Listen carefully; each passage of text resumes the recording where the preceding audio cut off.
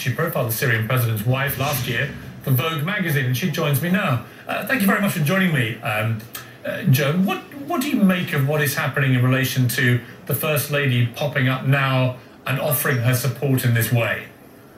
It seems incongruous, Piers, and off the mark, and the statement doesn't make much sense.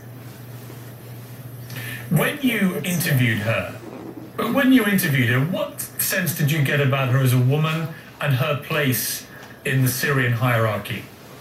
What was most interesting is that she was born in Acton. She went to Queen's College, she went to King's College. I grew up in England. She was a very familiar figure. My best friend in school was the daughter of a Syrian stockbroker in London. So she was an English woman. It was an English woman I was talking to who happened to be married to the president of Syria. And so for us Westerners to look at somebody who's Syrian and say, oh, she's really Western. She's Western, she's English. And I think that the regime's been trying to downplay her Englishness. There was a kerfuffle. They didn't want me to give her English name, which was Emma. That was what she was called in school. And I found her very, very dedicated to these youth centers called Masar, which she had started off. And she said that they were to empower young people to create a civil society themselves in Syria. And she took me to one of the youth centers. Yeah.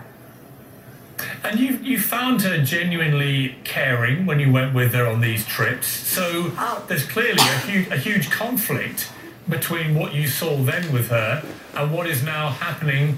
And many people say it's a kind of slaughterhouse from her husband to many of the same children. It seems a crazy disconnect. She took me to one of these Masar centers in Latakia. There were pimply teenagers, wearing sweaters. It was a cold December night, crawling all over her, asking her questions, asking me questions. She was very at ease with them.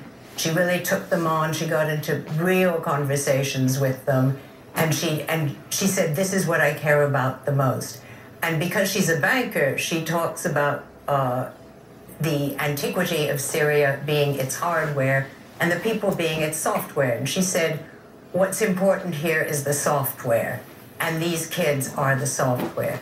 So to go from seeing her with these children to seeing photos of this Hamza Ali al-Khatib, who was tortured and mutilated and killed and whose body was given back to his parents in May, you wonder, this is the First Lady of a country where this happened, where this is happening to teenagers, where kids are being slaughtered, where mourners at funerals are being slaughtered, and where the president goes on television and says this isn't really happening.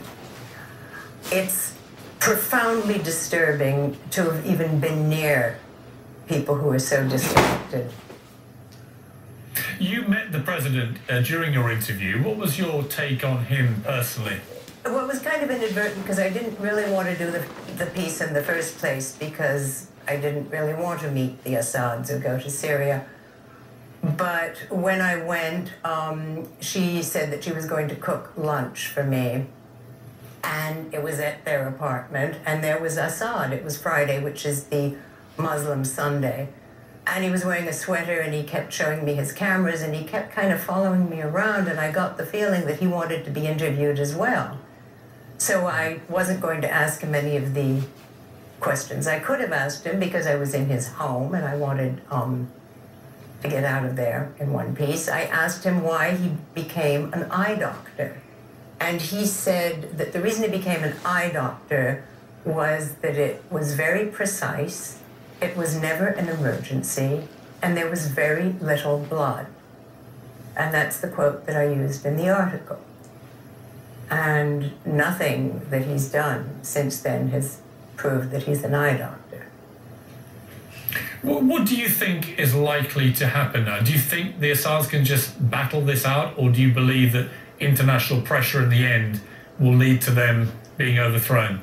You know, I'm not a political journalist. I told Vogue they should send a political journalist. They wanted a cultural piece. I only write about cultural matters. I was trained as an anthropologist. I look at things that are in front of me. I don't draw big international conclusions about things. I leave that to people who are far more qualified than I am. I don't know what's going to happen. I cannot believe the bravery of the Syrian people who started rising up in March and who have been consistently being heroic and brave and getting slaughtered at funerals and getting slaughtered in their homes as the regime claims that none of this is happening and that it's foreign infiltration and armed terrorists from other countries that are causing this. I think the fortitude of... Sorry. It is completely. No, it's just completely outrageous. And we've run out of time, I'm afraid, but that's been a fascinating insight. Joan, Juliet, thank you very much indeed. Thank you, Piers. Let's